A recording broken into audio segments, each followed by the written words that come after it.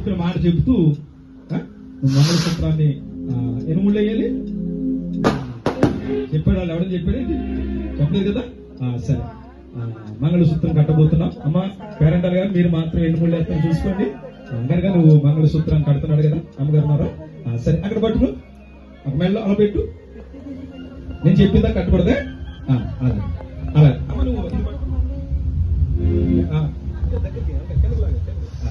నేను చెప్పిన తర్వాత అప్పుడు కట్టే కంగారుగా సురేష్ అని నీవు ఈ మాట చెప్పిన తర్వాత అప్పుడు చెప్పాలి. వివాహ సంబంధమైన ప్రేమకును గుర్తుగా ఈ మంగళసూత్రమును అంగీకరించుము మరియు నా ఆస్తి అంతటిలో పాలి భాగస్తురాలుగా చేసుకుంటూ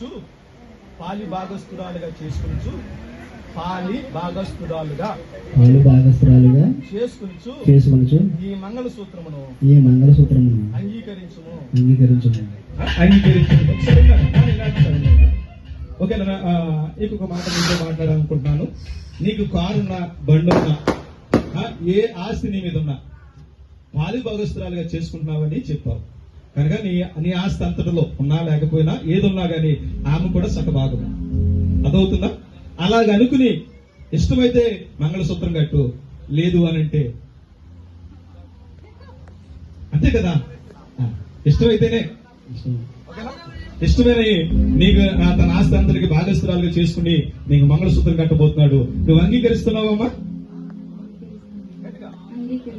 ఓకే కట్టే బాబు మంగళసూత్రాలు కడుతుండగా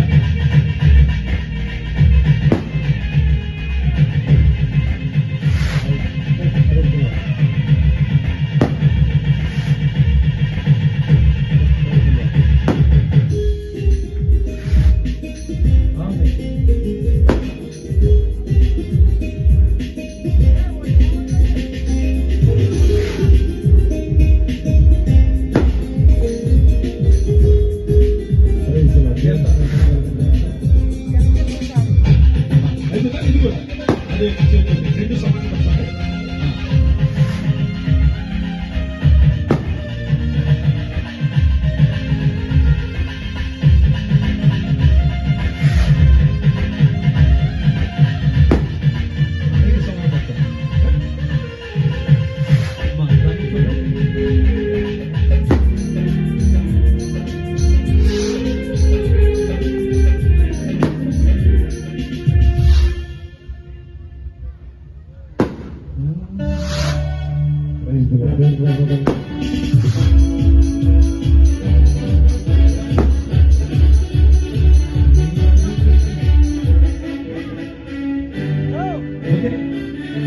ఓకే ఆయన చెప్పండి.